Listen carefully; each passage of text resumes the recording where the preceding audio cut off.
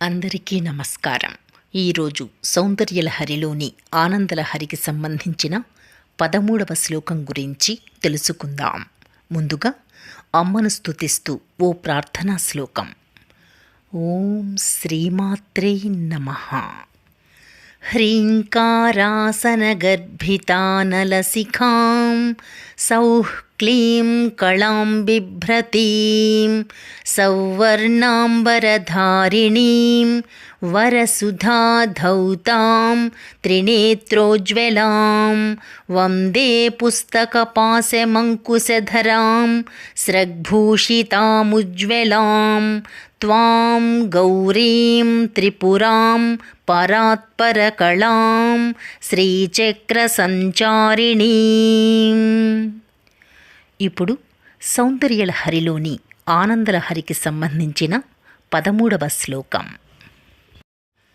నరం వర్షీయాంసం నయన విరసం నర్మసుజడం తవాపాంగాలోకే పతితమనుధావంతి శతశః గళద్వేణీబంధాః కుశకలశవిస్రస్తసిచయాః హఠాత్రుట్యత్కాంత్యో విగళితదుకూలాయువతయః. ఈ శ్లోకం యొక్క అర్థమేమిటంటే,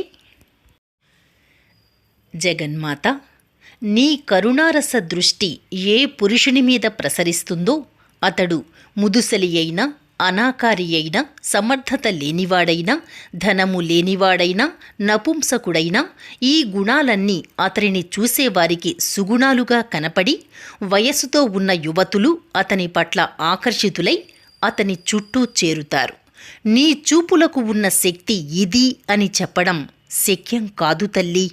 ఓ తల్లి, పురుషుడు ఎంత ముసలివాడైనా, నడవడానికి ఓపిక లేనివాడైనా, అనాకారి అయినా, కళ్ళు కనిపించకపోయినా, జడుడైనప్పటికీ నీ కృపకు గనక పాత్రుడైనట్లయితే మదనవతులు తమ పయ్యదలు జారిపోతున్నా, ఆభరణాలు చెదిరిపోతున్నా, కట్టిన బట్టలు ఊడిపోతున్నప్పటికీ పట్టించుకోకుండా అతని వెంట పడతారు.